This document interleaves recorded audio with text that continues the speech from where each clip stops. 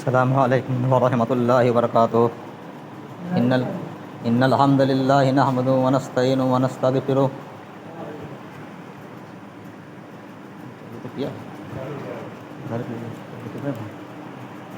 ان الحمد للہ نحمده ونستعینه ونستغفره ونعوذ باللہ من شرور انفسنا ومن سیئات اعمالنا من يهد الله فلا مضل له ومن يضلل فلا هادي له واشهد ان لا اله الا الله وحده لا شريك له واشهد ان محمدا عبده ورسوله اما بعد فان خير الحديث كتاب الله وخير الهدي هدي محمد صلى الله عليه وسلم وشر الامور محدثاتها وكل محدثة بدعة وكل بدعة ضلالة وكل ضلالة في النار فقد قال الله تعالى في القرآن المجيد والفرقان الحميد اعوذ بالله من الشيطان الرجيم بسم الله الرحمن الرحيم قاف والقرآن المجيد بل عجبوا أن جاءهم منذر منهم فقال الكافرون هذا شيء عجيب أإذا متنا وكنا ترابا ذلك رجع بعيد قد علمنا ما تنقص الأرض منهم عندنا كتاب حفيظ بل كذبوا بالحق لما جاءهم فهم في أمر مريج أفلم ينظروا إلى السماء فوقهم كيف بنيناها وزيناها وما لها من فروج والأرض مددناها وألقينا فيها رواسي وأنبتنا فيها من كل زوج بهيج تبصرة وذكرى لكل عبد منيب ونزلنا من السماء ماء مباركا فأنبتنا به جنات وحب الحصيد والنخل باسقات لها طلع نضيد رزقا للعباد وأحيينا به بلدة ميتا كذلك الخروج كذبت قبلهم قوم نوح وأصحاب الرس وثمود وعاد وفرعون وإخوان لوط وأصحاب الأيكة وقوم تبع كل كذب الرسل فحق وعيد أفعينا بالخلق الأول بل هم في لبس من خلق جديد بارك الله لنا ولكم في القرآن العظيم ونفعني وإياكم بالآيات والذكر الحكيم إنه تعالى جواد كريم ملك بل رؤوف رحيم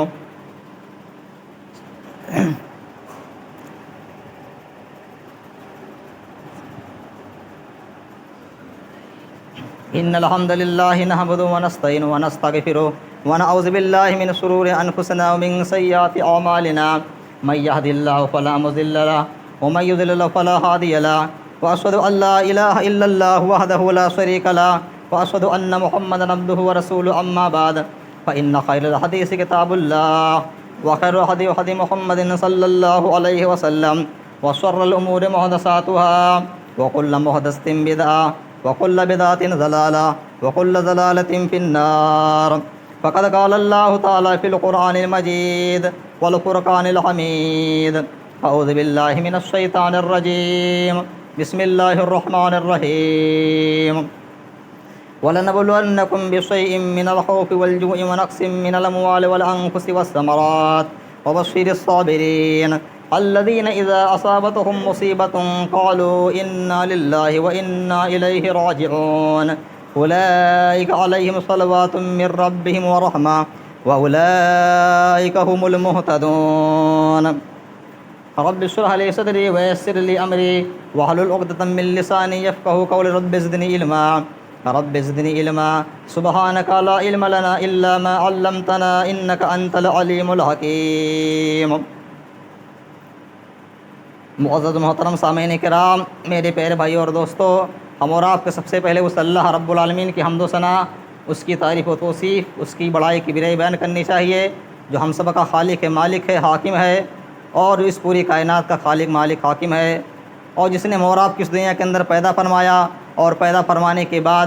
ہمارے اس دو ہدایت کے لیے اس دنیا کے اندر بے شمار انبیاء کرام رسول کو مبعوث فرمایا۔ درود و سلام نازل اللہ کے تمام نبیوں پر، تمام رسولوں پر، خصوصاً اللہ رب العالمین کے آخری نبی سید الانبیاء خاتم النبیین رحمۃ للعالمین صلی اللہ علیہ وسلم پر۔ اللہم صلی علی محمد وعلی آل محمد کما صلیت علی ابراہیم وعلی آل ابراہیم انک حمید مجید۔ اللہم بارک علی محمد وعلی آل محمد کما بارکت علی ابراہیم وعلی آل ابراہیم انک حمید مجید۔ معزز محترم سامعین کرام، آج کے اس خطبہ جمعہ میں آپ حضرات کے سامنے جس موضوع کے متعلق چند باتیں بیان کرنا چاہتا ہوں وہ ہے ہم پر آزمائشیں اور مصیبتیں کیوں آتی ہیں، اور آزمائشوں اور مصیبتوں سے نجات پانے کا ذریعہ کیا ہے؟ انشاءاللہ اس سے متعلق آپ حضرات کے سامنے میں چند باتیں پیش کروں گا۔ اللہ رب العالمین سے دعا کہ اللہ رب العالمین ہمیں حق اور صحیح بات قرآن و حدیث کی روشنی میں کہنے کی توفیق عطا فرمائے، اور ہم سب کو اس کہی ہوئی باتوں کو غور سے سننے کے ساتھ ساتھ اس پر عمل کرنے کی بھی توفیق عطا فرمائے، آمین۔ تو پہلی وجہ یہ ہے کہ ہم پر آزمائشیں مصیبتیں کیوں آتی ہیں۔ اس کی پہلی وجہ یہ ہے کہ اللہ رب العالمین کبھی کبھار اللہ رب العالمین ہم لوگوں کو آزمانے کے لیے، ہمارا امتحان لینے کے لیے ہم پر مصیبتیں آفتیں دیتا ہے، ہم پر مصیبتیں نازل کرتا ہے، پریشانیاں نازل کرتا ہے، ہم کو آزمانے کے لیے، ہمارا امتحان لینے کے لیے۔ جیسے کہ اللہ رب العالمین نے اس آیت جو میں نے آیت تلاوت کی، ان آیتوں کے اندر ذکر کیا ہے اللہ رب العالمین نے۔ اللہ رب العالمین فرماتا ہے سورہ بقرہ کے اندر، سورۃ نمبر 2 پارہ نمبر بھی 2 ہے، سیقول السفہاء من الناس کے اندر، وَلَنَبْلُوَنَّكُمْ بِشَيْءٍ مِّنَ الْخَوْفِ وَالْجُوعِ، اے میرے بندو ہم تم کو ضرور بضرور آزمائیں گے، ہم تمہارا ضرور بضرور امتحان لے کر کے رہیں گے، کسی نہ کسی چیز کے ذریعے سے، من الخوف یا تو خوف کے ذریعے سے تمہیں آزمائیں گے، والجوع یا تمہیں بھوک کا شکار کر کے، بھوکمری کا شکار کر کے تمہیں آزمائیں گے، من الخوف والجوع نقص من الاموال، یا تمہارے مالوں میں، تمہارے کاروباروں میں کمی کر کے تمہیں آزمائیں گے، والانفس والثمرات، یا تمہارے نفسوں میں، تمہارے جسم کے اندر بیماریاں پریشانیاں دے کر کے تمہیں آزمائیں گے، یا تمہارے پھلوں میں کمی کر کے تمہیں آزمائیں گے۔ تو اللہ نے واضح کر دیا کہ اے اللہ کے بندو، اے میرے بندو، ہم تمہیں ضرور آزمائیں گے، ہم تمہارا ضرور امتحان لے کر کے رہیں گے کسی نہ کسی چیز کے ذریعے سے۔ وَبَشِّرِ الصَّابِرِينَ، لیکن جو لوگ ان تمام مصیبتوں میں، ان تمام آفتوں میں، ان تمام پریشانیوں میں صبر کریں گے، صبر کا دامن تھامے رکھیں گے، صبر کو نہیں چھوڑیں گے، صبر پر ڈٹے رہیں گے، تو اللہ فرماتا ہے اے نبی صلی اللہ علیہ وسلم آپ ایسے لوگوں کو جنت کی خوشخبری سنا دو۔ ایسے لوگوں کے لیے اللہ نے جنت تیار کر کے رکھی ہے جو مصیبتوں میں، آفتوں میں، پریشانیوں میں صبر سے کام لیتے ہیں، اول پول نہیں بکتے ہیں، غلط الفاظ زبان سے نہیں نکالتے ہیں، اللہ رب العالمین کو برا بلا نہیں کرتے ہیں۔ ایسے لوگوں کو اللہ، اے نبی صلی اللہ علیہ وسلم آپ مشورہ سنا دیجئے۔ اور ایسے لوگوں کی صفت کیا ہوتی ہے؟ جب ایسے لوگوں پر مصیبت آتی ہے، آفت آتی ہے، تو ان کی زبان سے کس طرح کے الفاظ نکلتے ہیں اللہ بیان کرتا ہے کہ الذین اذا اصابتهم مصیبت قالوا انا للہ وانا الیہ راجعون۔ اللہ کے بندوں پر جب کوئی مصیبت آتی ہے، کوئی پریشانی آتی ہے اللہ کے مومن بندوں پر، تو ان کی زبان سے یہ کلمات نکلتے ہیں انا للہ وانا الیہ راجعون، ہم سب اللہ رب العالمین ہی کا مال ہیں، ہم سب اللہ رب العالمین ہی کے ہیں، اور اللہ رب العالمین کی طرف لوٹ کر کے جانے والے ہیں۔ تو اللہ فرماتا ہے ایسے لوگوں کو ثواب کیا ملتا ہے؟ جب ایسے بندوں پر مصیبتیں آفتیں آتی ہیں اور اس طرح کے الفاظ ان کی زبان سے نکلتے ہیں، تو ان کو اللہ رب العالمین صلہ کیا دیتا ہے، بدلہ کیا دیتا ہے۔ ایسے لوگوں کے لیے بدلہ کیا تیار کر کے اللہ رب العالمین نے رکھی ہے۔ اللہ نے بیان کیا اولئک علیہم صلوات من ربہم ورحمہ، ایسے لوگوں پر اللہ رب العالمین کی رحمتیں اور بخششیں نازل ہوتی ہیں۔ وَأُولَئِكَ هُمُ الْمُهْتَدُونَ، اور ایسے ہی لوگ ہدایت یافتہ لوگ ہیں، ہدایت کے راستے پر چلنے والے لوگ ہیں اللہ کی نگاہ میں۔ اسی طریقے سے اسی چیز کی وضاحت اللہ رب العالمین نے ایک اور آیت میں کی ہے، سورہ انبیاء کے اندر ایک آیت میں، سورہ انبیاء سورۃ نمبر 21 پارہ نمبر 17 پارہ ہے، اقترب للناس حسابهم وهم فی غفلۃ معرضون، وَنَبْلُوكُمْ بِالشَّرِّ وَالْخَيْرِ فِتْنَةً وَإِلَيْنَا تُرْجَعُونَ، اور ہم تم لوگوں کو پریشانیوں میں، آزمائشوں میں مبتلا کرتے ہیں، پریشانیوں میں مبتلا کرتے ہیں تاکہ تمہیں آزمائے، تمہارا امتحان لے، فتنةً آزمائش کے طور پر، وَإِلَيْنَا تُرْجَعُونَ، اور تم سب کو میری طرف ہی لوٹ کر کے آنا ہے۔ یہ بات ثابت ہو گئی کہ اللہ رب العالمین، یعنی ہم پر جو مصیبتیں آفتیں آتی ہیں، یہ کبھی کبھار بسا اوقات اللہ رب العالمین ہے آزمانے کے لیے مصیبتیں آفتیں دیتا ہے۔ اسی طریقے سے ہم پر مصیبتیں آفتیں کیوں آتی ہیں؟ اس کی ایک وجہ یہ بھی ہے کہ اللہ رب العالمین کے ذکر سے غفلت کرنے کی وجہ سے، اگر ہم اور آپ اللہ کے ذکر سے غفلت کریں گے، اللہ کو بھول جائیں گے، تو اللہ ہم پر ہم پر عذاب، مصیبتیں آفتیں نازل کر دے گا۔ جیسے کہ اللہ رب العالمین نے سورہ طٰہٰ کے اندر اس کا ذکر کیا ہے، سورۃ نمبر 20 ہے اور پارہ نمبر 16، پارے کا نام ہے قال الم اقل لک انک لن تستطیع معی صبرا من اعرض عن ذکری فان له معیشۃ ضنکا، جو کوئی شخص میرے ذکر سے اعراض کرے گا، مجھ کو بھول جائے گا، میرے ذکر سے غفلت کرے گا، ہم اس کی روزی کو تنگ کر دیں گے، ونحشرہ یوم القیامۃ اعمیٰ، اور کل قیامت کے دن ہم اس کو اندھا کر کے اٹھائیں گے۔ قال رب لم حشرتنی اعمیٰ وقد كنت بصیرا، وہ بندہ کل قیامت کے دن اللہ رب العالمین کے سامنے کہے گا اے اللہ، اے ہمارے پروردگار، تو نے مجھ کو کیوں اندھا کر کے اٹھایا؟ میں تو دیکھنے والا تھا، دنیا کے اندر دیکھتا تھا، دنیا کی ساری چیزیں میں نظر آتی تھی، دنیا کی ساری رنگینیں میں نظر آتی تھی، گانے پکچر میں دیکھتا تھا، فلم دیکھتا تھا، اور دنیا کی ساری چیزیں مجھے نظر آتی تھی، اے اللہ تو نے مجھے کیوں اندھا کر کے اٹھایا قیامت کے دن؟ تو اللہ بھی جواب دے گا اس بندے کو قال رب لم حشرتنی اعمیٰ وقد كنت بصیرا، اے اللہ کے بندے، تیرے ساتھ ایسا ہونا ہی چاہیے، جب تیرے پاس میری آیتیں پہنچ گئیں، میری نشانیاں پہنچ گئی، تو نے اس نشانیوں کو، ان آیتوں کو ذرا بھی اس کی پرواہ نہیں کی، ان کو بھلا دیا۔ تو جس طریقے سے تو نے میری آیتوں کی پرواہ نہیں کی ہے، میری آیتوں کو تو نے بھلا دیا تھا دنیا کے اندر، اسی طریقے سے آج میں بھی تیری کچھ پرواہ نہیں کروں گا، تمہیں بھلا دیا جاؤں گا، انہیں تمہیں بھلوا دوں گا، مجھے پرواہ نہیں کروں گا میں تمہاری۔ تو اللہ نے واضح کر دیا کہ اگر ہم اور آپ اللہ کے ذکر سے غفلت کریں گے تو غفلت کرنے کی وجہ سے بھی ہم پر آزمائشیں، مصیبتیں آتی ہیں، پریشانیاں آتی ہیں اللہ رب العالمین کی طرف سے۔ اسی طریقے سے ہم اور آپ پر پریشانیاں، آزمائشیں کیوں آتی ہیں؟ اس کی ایک وجہ یہ بھی ہو سکتی ہے کہ اللہ رب العالمین اس وجہ سے ہمیں آزمائش، مصیبتیں دیتا ہے، پریشانی دیتا ہے، ہم پر نازل کرتا ہے، تاکہ اللہ کے بندے اللہ کی طرف رجوع کریں، اللہ کی طرف مائل ہوں۔ اس کا ذکر اللہ رب العالمین نے سورہ سجدہ کی ایک آیت میں کیا ہے، سورہ سجدہ سورۃ نمبر 32 اور پارہ نمبر 21 ہے۔ پارے کا نام ہے اتلو ما اوحی الیک من الکتاب واقم الصلاۃ وَلَنُذِيقَنَّهُم مِّنَ الْعَذَابِ الْأَدْنَىٰ، اور ہم گنہگاروں کو، مجرموں کو، نافرمانوں کو ضرور ضرور عذاب کا مزہ چکھائیں گے۔ وَلَنُذِيقَنَّهُم مِّنَ الْعَذَابِ الْأَدْنَىٰ دُونَ الْعَذَابِ الْأَكْبَرِ، بڑے عذاب سے پہلے ہم ان کو چھوٹے چھوٹے عذاب کے مزے چکھائیں گے، یعنی قیامت کے عذاب سے پہلے ہم ایسے لوگوں کو، مجرموں کو، گنہگاروں کو دنیا میں چھوٹے چھوٹے مزے، عذاب کے مزے چکھائیں گے۔ کس لیے؟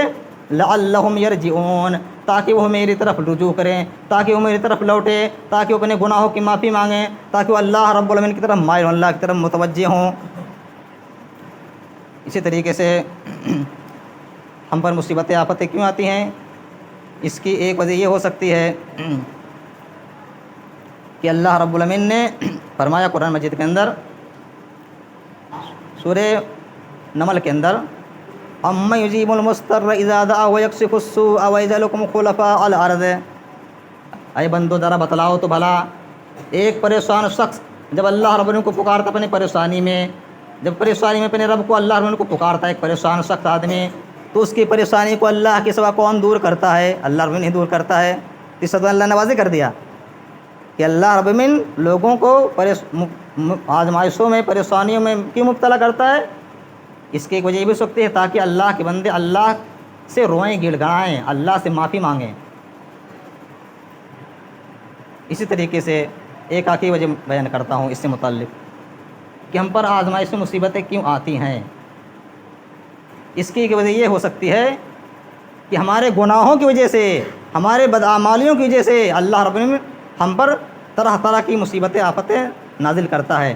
ہمارے بدعمالیوں کی وجہ سے، گناہوں کی وجہ سے۔ جیسے کہ اللہ رب العالمین نے فرمایا سورہ نساء کے اندر، سورۃ نمبر 4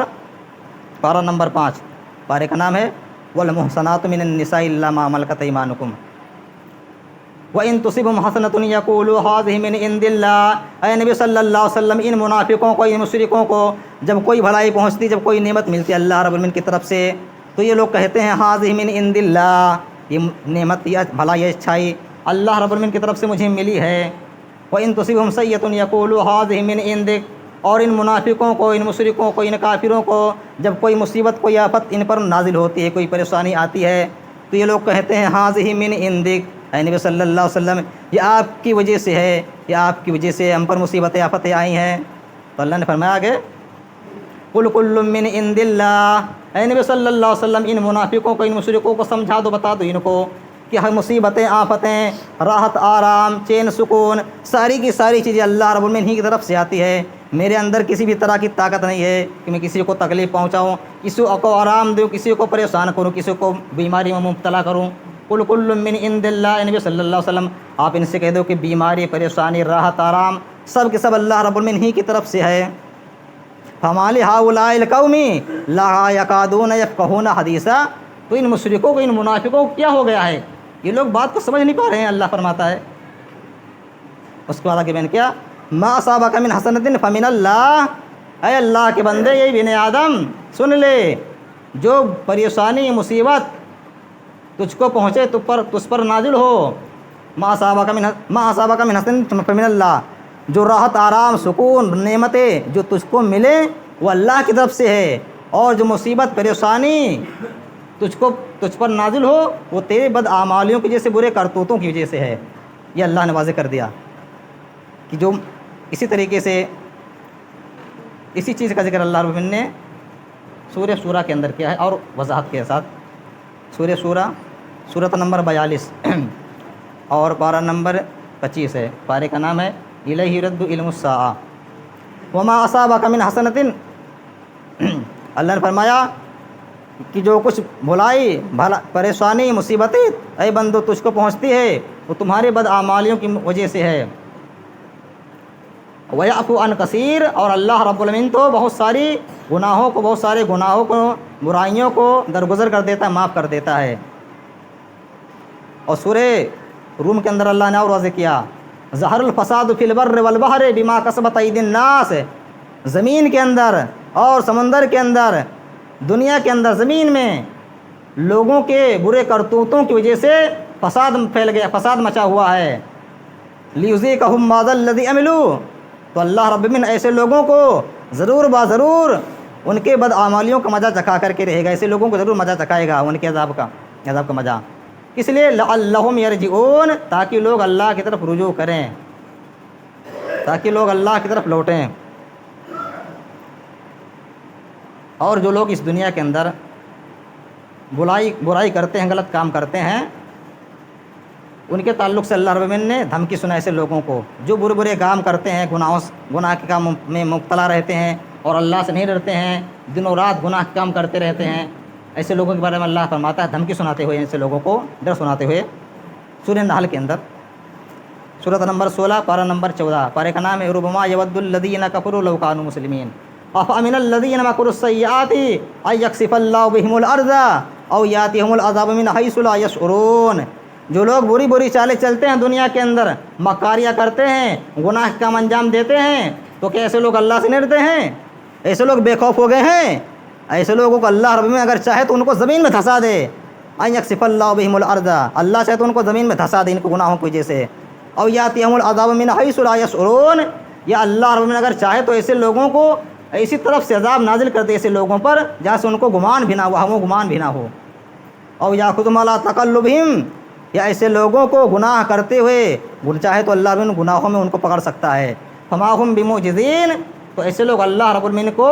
عاجز نہیں کر سکتے، ہرا نہیں سکتے ہیں۔ جو اللہ کے نافرمان بندے ہیں، نافرمانیاں کرتے رہتے ہیں، اگر اللہ رب العالمین ان کو ہلاک کر دے، ان پر عذاب نازل کر دے، ان کو زمین میں دھسا دے، ان کو گناہ کے کام کرتے ہوئے پکڑ لے، تو ایسے لوگ، ایسے بندے اللہ کو ہرا نہیں سکتے ہیں۔ یہ اللہ نے دھمکی سنا ایسے لوگوں کے بارے میں۔ اسی طریقے سے سورہ نحل ہی کے اندر ایک عورت میں اللہ نے واضح کی ہے یہاں پر مصیبتیں کیوں آتی ہیں، پریشانی کیوں آتی ہیں۔ وَلَوْ يُؤَاخِذُ اللَّهُ النَّاسَ بِظُلْمِهِمْ مَا تَرَكَ عَلَيْهَا مِن دَابَّةٍ، اگر اللہ رب العالمین لوگوں کو ان کے ظلم کی وجہ سے، ان کے گناہوں کی وجہ سے، برائیوں کی وجہ سے اگر اللہ رب العالمین لوگوں کو پکڑنے لگ جائے، لوگوں کو گرفت کرنے لگ جائے، تو اللہ رب العالمین ایک بندے کو بھی زمین پر نہ چھوڑے، سارے کے سارے بندے اس کی پکڑ میں آ جائیں گے، سارے کے بعد سارے بندے اس کے گرفت میں آ جائیں گے، اللہ رب العالمین کی پکڑ میں آ جائیں گے۔ ان زمین میں اتنے سارے گناہ ہوتے ہیں، اتنی ساری برائیاں ہوتی ہیں کہ اللہ رب العالمین گناہوں کی وجہ سے پکڑنے لگ جائے لوگوں کو، تو سارے کے سارے لوگ اللہ کی پکڑ میں آ جائیں گے۔ وَلَٰكِن يُؤَخِّرُهُمْ إِلَىٰ أَجَلٍ مُّسَمًّى، لیکن اللہ رب العالمین لوگوں کو، اپنے بندوں کو ایک وقت مقرر تک کے لیے مہلت دیے ہوئے ہے، یعنی جب تک کہ موت کا وقت نہ آ جائے، جب تک ہر انسان کو اختیار ہے، جو چاہے کرے، چاہے اللہ کی نافرمانی کرے، چاہے گناہ کرے، چاہے نیکی کا کام کرے۔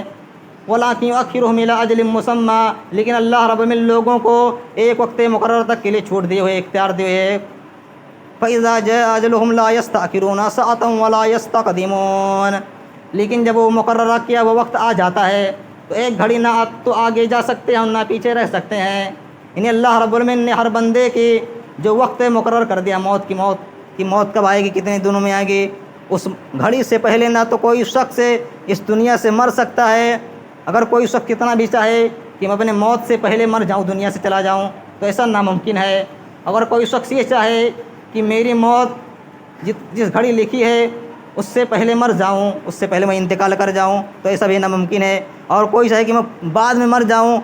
وقت آنے کے بعد 1-2 منٹ اور جی لوں دنیا کے اندر، 1-2 منٹ اور آرام کر لوں دنیا کے اندر، تو ایسا بھی ناممکن ہے۔ اسے اللہ نے واضح کر دیا، جب اللہ کا مقررہ کیا وہ وقت آ جاتا ہے، یعنی موت کا وقت آ جاتا ہے، تو اس میں تاخیر نہیں کی جاتی، نہ تو کوئی آگے جا سکتا ہے نہ پیچھے رہ سکتا ہے، اسی وقت اس کی موت آئے گی، نہ اس سے آگے نہ پیچھے رہ سکتا ہے۔ تو یہ تو میں نے آپ حضرات کے سامنے چند باتیں بیان کی ہے کہ ہم پر مصیبتیں آفتیں کیوں آتی ہیں۔ اب آئیے مصیبتوں آفتوں سے بچنا، یعنی اگر ہمیں اور آپ کو بچنا، ہم اور آپ بچنا چاہتے ہیں تو ہمیں کیا کرنا ہوگا؟ ہم اور آپ اگر عذاب سے، مصیبتوں سے، آزمائشوں سے نجات پانا چاہتے ہیں، اگر ہم اور آپ، تو ہمیں کیا کرنا ہوگا؟ آئیے اس کے تعلق سے چند باتیں میں آپ حضرات کے سامنے پیش کر دیتا ہوں۔ اگر ہم اور آپ مصیبتوں سے، آفتوں سے نجات پانا چاہتے ہیں تو ہم اور آپ کو صبر کرنا ہوگا، صبر سے کام لینا ہوگا، ہر معاملے میں، ہر مصیبت میں، ہر آفت میں صبر سے کام لینا ہوگا، جیسے کہ اللہ رب نے اس کی وضاحت کی ہے سورہ انبیاء کے اندر، سورۃ نمبر 21 پارہ نمبر 17، پارے کا نام ہے اقترب للناس حسابهم وهم فی غفلۃ معرضون۔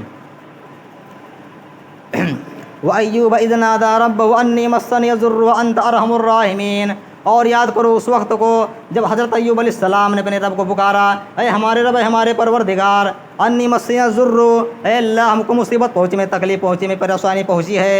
وانت ارحم الراحمین، اور تو سب سے زیادہ رحم کرنے والا ہے، اے اللہ میری مصیبت کو، میری پریشانی کو دور کر دے۔ فکشفنا بہ ما بہ ضر، تو اللہ نے فرمایا ہم نے ایوب علیہ السلام کی دعا سن لی، ان کی دعا قبول کر لی، اور جو پریشانی ان کو تھی، ان کی پریشانی کو میں نے ان سے دور کر دیا۔ وَآتَيْنَا وَأَهْلَهُ مِثْلَهُم مَّعَهُمْ رَحْمَةً مِّنْ عِندِنَا، اور جو کچھ ان کے پاس مال دولت پہلے تھے اور ہلاک برباد ہو گئے تھے مصیبت میں، آزمائش کی وجہ سے، تو اللہ نے فرمایا ہم نے ان کو اس کے بعد صبر کرنے کے بعد میں ان کی مصیبت میں نے دور کر دی، اور ان کو مال اولاد بھی 2 گنا دیے، کئی گنا بڑھا کر کے میں نے ان کو دیا۔ اس کے بعد آگے بیان کیا، وہ اسماعیل و ادریس و ذوالکفل، اور یاد کرو اسماعیل علیہ السلام کو، یاد کرو ادریس علیہ السلام کو، یاد کرو ذوالکفل علیہ السلام کو، کل من الصابرین، یہ سب کے سب صبر کرنے والے تھے۔ اور اسی طریقے سے ایوب علیہ السلام کے بارے میں بھی اللہ نے گواہی دی کہ یہ صبر کرنے والے تھے، جیسے کہ اللہ نے دوسری جگہ کی بیان کیا ہے سورہ سعد کے اندر، سورۃ نمبر 38 ہے اور پارہ نمبر 23 ہے، پارے کا نام ہے وَمَا لِيَ لَا أَعْبُدُ الَّذِي فَطَرَنِي وَإِلَيْهِ تُرْجَعُونَ إِنَّا وَجَدْنَاهُ صَابِرًا، بے شک ہم نے حضرت ایوب علیہ السلام کو صبر کرنے والا پایا، نعم العبد انہ اواب، وہ بہت ہی اچھے بندے تھے، بہت نیک بندے تھے، اور اللہ کی طرف بہت زیادہ رجوع کرنے والے تھے۔ تو بات ثابت ہو گئی کہ آپ اگر مصیبتوں سے، آفتوں سے نجات پانا چاہتے ہیں تو ہمیں صبر سے کام لینا ہوگا، اپنے اندر صبر کا مادہ پیدا کرنا ہوگا۔ اسی طریقے سے اگر آپ صبر، مصیبتوں سے نجات پانا چاہتے ہیں تو دوسرا کام کیا کرنا ہوگا؟ ہمیں ایمان لانا ہوگا، ایمان، جیسے کہ اللہ نے واضح کیا سورہ یونس کی ایک آیت میں، سورہ یونس سورۃ نمبر 10 اور پارہ نمبر 11، پارے کا نام ہے یعتذرون الیکم اذا رجعتم لما آمنوا کشفنا عنہم عذاب الخزی فی الحیاۃ الدنیا، اور جب حضرت یونس علیہ السلام کی قوم ایمان لے آئی تو ہم نے ان کے اوپر سے رسوا کن عذاب، ذلت والا عذاب ٹال دیا، دور کر دیا۔ لما آمنوا، جب یونس علیہ السلام کی قوم ایمان لے آئے، کشفنا، تو ہم نے دور کر دیا، ہٹا دیا، عذاب الخزی فی الحیاۃ الدنیا، دنیا کی زندگی میں ہم نے ان کے اوپر سے ذلت کا، رسوائی کا عذاب ان سے ٹال دیا، ان سے دور کر دیا۔ اسی تو بات واضح ہو گئی، اللہ نے واضح کر دیا ایمان، یونس علیہ السلام کی قوم ایمان لے تو میں نے ان کے اوپر سے مصیبت کو دور کر دیا، ٹال دیا، اس لیے اور آپ کو ایمان لانا ہوگا۔ اب سوال ہے کہ ایمان کن چیزوں پر لایا جائے، کتنی چیزوں پر ایمان لانا ضروری ہے؟ اس کا ذکر نبی صلی اللہ علیہ وسلم کی حدیثوں میں ملے گا آپ کو۔ ایک حدیث جبریل اس کو بولتے ہیں، لمبی حدیث ہے۔ جبریل علیہ السلام نبی صلی اللہ علیہ وسلم کے پاس ایک بار آئے تھے تو نبی صلی اللہ علیہ وسلم سے کئی سوال کیے تھے، ایک سوال یہ بھی کیے تھے، اے نبی صلی اللہ علیہ وسلم اخبرنی عن الایمان، اے نبی صلی اللہ علیہ وسلم مجھے ایمان بتلائیے، ایمان کیا ہے، ایمان کن چیزوں پر لانا چاہیے؟ تو نبی صلی اللہ علیہ وسلم نے فرمایا ان تؤمن باللہ وملائکتہ وکتبہ ورسلہ والیوم الآخر وتؤمن بالقدر خیرہ وشرہ۔ تو نبی صلی اللہ علیہ وسلم نے فرمایا 6 چیزوں پر ایمان لانا ضروری ہے، ترتیب اور اللہ نبی صلی اللہ علیہ وسلم نے کیا، ان تؤمن باللہ، پہلے نمبر پہ اللہ رب العالمین پر ایمان لانا ضروری ہے کہ اللہ رب العالمین ہی عبادت کے لائق ہے، اللہ رب العالمین ہی اس کائنات کا خالق مالک ہے، اللہ رب العالمین ہی بارش کو نازل کرنے والا ہے، اللہ رب العالمین ہی مصیبتوں کو پریشانیوں کو دینے والا ہے، اور اللہ رب العالمین ہی مصیبتوں کو آفتوں کو دور کرنے والا ہے، اللہ رب العالمین ہی عبادت کے لائق ہے۔ اس بات کی گواہی دینا انتؤمن باللہ کہ اللہ ہی عبادت کے لائق ہے، انتؤمن باللہ وملائکتہ، اور دوسری چیز کیا ہے؟ اس کے فرشتوں پر ایمان لانا کہ اللہ کے جو فرشتے ہیں وہ بھی اللہ کے بندے ہیں، اللہ کے پیغامات کو اللہ جہاں ان کو حکم دیتا ہے اللہ کے پیغامات کو دنیا کے اندر پہنچاتے ہیں، اللہ کے حکم پر وہ چلتے ہیں، اللہ کے قانون پر عمل کرتے ہیں، اللہ کی عبادت کرتے ہیں، اللہ کی تسبیح بیان کرتے ہیں، تو بھی اللہ کے مخلوق ہیں، فرشتوں پر بھی ایمان لانا ضروری ہے۔ اور اسی طریقے سے فرشتوں پر ایمان لانے کا مطلب یہ بھی ہے کہ اللہ نے فرشتوں میں سے کچھ فرشتوں کو ہمارے اوپر بھی لگا دیا ہے، کرامن کاتبین ان کو بولتے ہیں، وہ ہماری عملوں ایک ایک عمل کو ریکارڈ کر رہے ہیں، ایک ایک عمل کو لکھ رہے ہیں، جیسے کہ اللہ نے واضح کیا ہے سورہ انفطار کے اندر، کرامن کا وَإِنَّ عَلَيْكُمْ لَحَافِظِينَ، اے میرے بندوں میں نے تمہارے اوپر فرشتوں کو مقرر کر دیا ہے، نگہبان مقرر کر دیا ہے، کرامن کاتبین، ان کو کرامن کاتبین کہا جاتا ہے، یعلمون ما تفعلون، جو کچھ تم کرتے ہو وہ جانتے ہیں، جو کچھ تم کرتے ہو تمہارے ایک ایک عمل کو ریکارڈ کر رہے ہیں، ایک ایک عمل کو لکھ رہے ہیں۔ تو دوسری چیز کیا ہے؟ فرشتوں پر ایمان لانا، وکتبہ، اور تیسری چیز کیا ہے؟ اس اللہ رب العالمین کے تمام کتابوں پر ایمان لانا، اللہ رب العالمین نے جو کتابیں نازل کی ہے ان تمام کتابوں پر ایمان لانا، توریت ہے، زبور ہے، انجیل ہے، قرآن ہے، اور اس کے علاوہ صحف ابراہیم، صحف موسیٰ، اور جو بھی کتابیں اللہ نے نازل کی ہے تمام کتابوں پر ایمان رکھنا، یہ بھی ایمان میں سے ایک رکن، ایمان کا ایک رکن ہے۔ وہ کتبہ و رسلہ، اور چوتھے نمبر پر فرمایا اس کے تمام رسولوں پر ایمان لانا کہ تمام رسول سچے تھے، اللہ کے بندے تھے، نبی تھے، اور سب نے اللہ رب العالمین کی دعوت کو اپنے قوم تک پہنچایا، سب اللہ کے بندے تھے، رسول تھے، پیغمبر تھے، اللہ کے نیک بندے تھے، اللہ کی عبادت کرنے والے تھے۔ اس طریقے سے یعنی نبیوں پر بھی ایمان لانا ضروری ہے۔ والیوم الآخر، اور پانچویں نمبر پر فرمایا قیامت کے دن پر بھی ایمان لانا کہ قیامت حق ہے، قیامت قائم ہوگی۔ اسی طریقے سے قبر کے اندر جو عذاب نبی صلی اللہ علیہ وسلم نے بیان کیا ہے کہ مجرم کو، گنہگار کو دیا جاتا ہے، وہ برحق ہے۔ اسی طریقے سے ایک مومن بندے کو قبر کے اندر اس کے لیے جنت کا بچھونا بچھایا جاتا ہے، جنت کی کھڑکی کھول دی جاتی ہے، جنت کی ہوائیں آتی ہیں، جنت میں سوال و جواب ہوتے ہیں، ان تمام چیزوں پر ایمان لانا۔ اسی طریقے سے جنت جہنم حق ہے، جنت کو اللہ نے پیدا کیا، جہنم کو بھی پیدا کیا ہے، جنت کے اندر اللہ رب العالمین اپنے مومن بندوں کو داخل کرے گا، ان کے اندر وہاں جنت میں ساری چیزیں موجود ہوں گی۔ اسی طریقے سے جہنم کے اندر اللہ رب العالمین اپنے گنہگاروں کو، نافرمانوں کو داخل کرے گا، ان کو اس جہنم کے اندر طرح طرح کے عذاب دے جائیں گے، طرح طرح کی مصیبتیں دی جائیں گی۔ ان تمام چیزوں پر ایمان لانا۔ اسی طریقے سے اس بات پر ایمان لانا کہ کل قیامت کے دن اللہ رب العالمین ہم تمام بندوں کو، اپنے تمام بندوں کو زندہ کرے گا اور ہر ایک بندے سے حساب لے گا، حساب کتاب کرے گا۔ اس بات پر بھی ایمان لانا، تو یہ آخرت پر ایمان لانا۔ اسی لیے ایک میں بات بیان کر دیتا ہوں کہ اللہ رب العالمین کل قیامت کے دن جب ہم اور آپ کو کھڑا کرے گا، اپنے سامنے حساب لے گا، تو کیسے حساب لے گا؟ ایک بار کے سب لوگوں کو بلا کر کے لے گا، کسی ایک ایک کو بلا کر کے لے گا؟ اس کی وجہ میں کر دینا چاہتا ہوں، دنیا کے اندر کوئی اگر آدمی، کوئی مجرم، کوئی گنہگار آدمی پولیس کے حوالے پکڑ لیا جاتا ہے، مان لو پولیس والے پکڑ لیتے ہیں، دروغہ لوگ پکڑ لیتے ہیں اگر کسی مجرم کو، گنہگار کو کسی بھی وجہ سے، تو اس کو لے جاتے ہیں جیل خانے میں یا پولیس چوکی پہ مان لیجیے، تو اس کے گھر کے لوگ، اس کے پاس پڑوس کے لوگ بھی ساتھ میں جاتے ہیں تاکہ اس کی طرف سے کچھ باتیں بیان کر سکیں، اس کی طرف سے کچھ صفائی بیان کر سکیں۔ لیکن کل قیامت کے دن اللہ رب العالمین جب آپ کو اپنے پاس بلائے گا تو اللہ فرماتا ہے سورہ مریم کے اندر، وَكُلُّهُمْ آتِيهِ يَوْمَ الْقِيَامَةِ فَرْدًا، کل قیامت کے دن اللہ رب العالمین کے سامنے ایک ایک بندے جائیں گے، ایک ایک بندے کو اللہ رب العالمین بلائے گا اور ایک ایک بندے سے حساب لے گا۔ کسی بھی بندے کے ساتھ میں اس کا باپ، اس کا بھائی، اس کا بیٹا نہیں ہوگا، کسی کے ساتھ میں اس کا چچا، اس کی بہن، اس کے پڑوسی کوئی نہیں ہوگا۔ اللہ رب العالمین ایک ایک بندے کو بلا کر کے حساب لے گا۔ غور کیجئے، اس وقت ہم اور آپ اگر اس دنیا سے گناہ کر کے جاتے ہیں، برائی کر کے جاتے ہیں، نافرمانی کر کے جاتے ہیں، تو سوچ لیجئے کیا حال ہوگا ہم اور آپ کا۔ آج ہم اور آپ ایک پولیس کے سامنے اگر کھڑے ہو جاتے ہیں، کھڑا کر دیا جائے تو ہمارا جسم کانپنے لگتا ہے، ڈر کی وجہ سے تھر تھرانے لگتا ہے، ان کے لباس کو دیکھ کر کے، ان کے کپڑے کو دیکھ کر کے تھرتھرانے لگتا، ڈر لگنے لگتا ہے۔ لیکن غور کیجیے اللہ کے بندو، اگر تم نافرمانی کرتے ہو، گناہ کرتے ہو، اور گناہ کرتے ہوئے نافرمانی کرتے ہوئے اپنے نام اعمال میں نافرمانی اگر لے کر کے جاتے ہو، گناہ لے کر کے جاتے ہو اللہ کے سامنے، تو اللہ کے سامنے جب کھڑے ہوگے تو تمہاری حالت کیا ہوگی؟ غور کی سوچ لیجئے کیا حالت ہوگی تمہاری۔ اکیلے اللہ رب تمہیں بلائے گا اور اکیلے تمہیں کھڑا کر کے تم سے حساب لے گا پوری زندگی کا۔ اسی طریقے سے اب سوال ہے کہ حساب کس چیز کے بارے میں لے گا، اس کی بھی میں وضاحت کر دینا چاہتا ہوں۔ نبی صلی اللہ علیہ وسلم نے حدیث میں بیان کیا کہ کل قیامت کے دن ابن آدم اپنے رب کے پاس سے ٹس سے مس نہیں ہو سکے گا جب تک اس سے 5 چیزوں کے بارے میں سوال نہ کر لیا جائے۔ پہلا سوال ہوگا ان عمری فیما اپنا،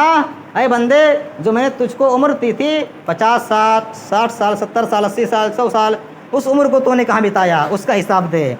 اس کے بعد آگے بیان کیا وان ثوابی فیما ابلا، اے بندے یہ بتا جو میں نے تجھ کو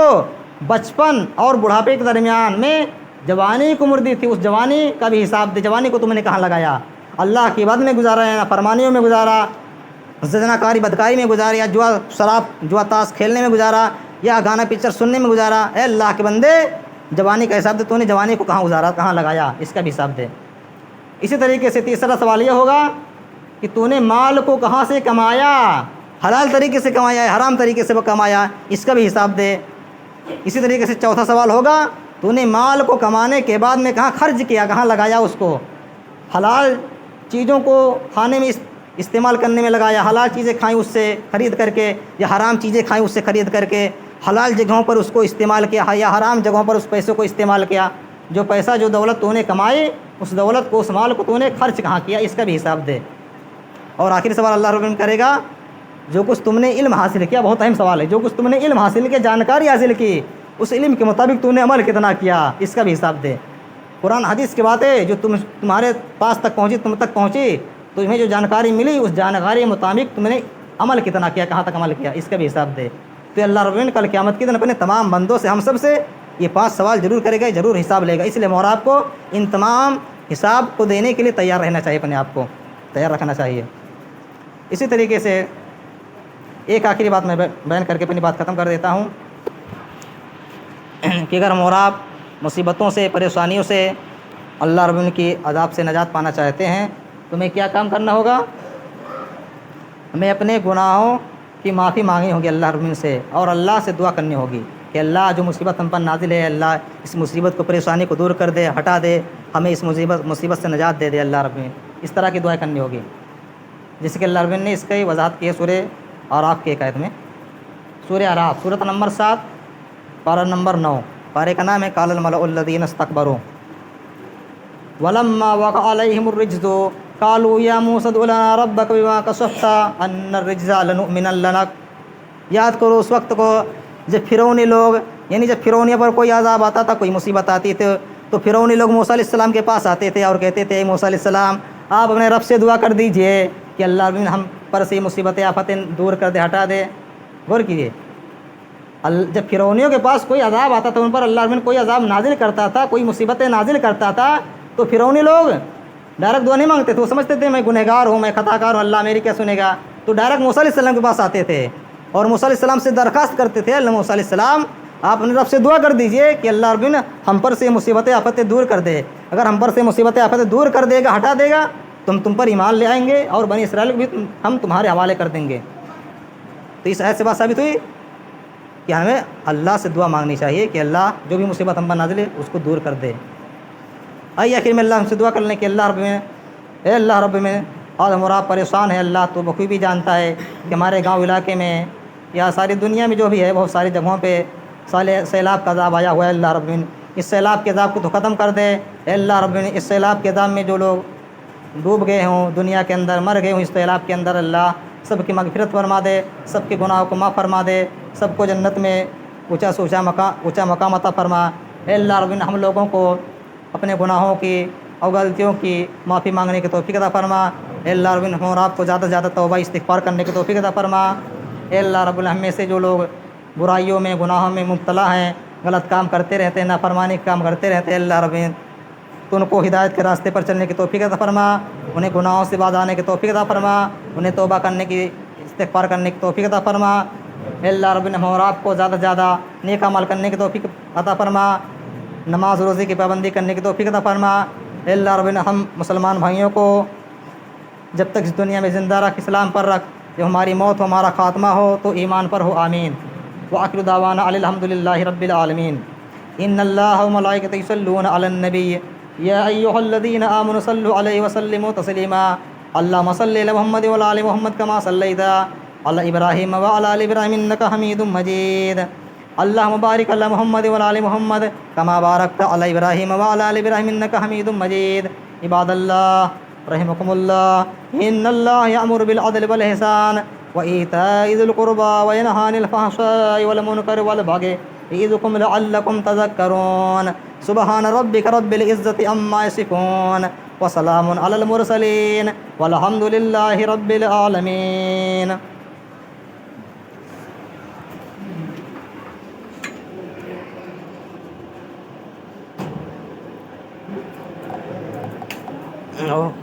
تبریز بھائی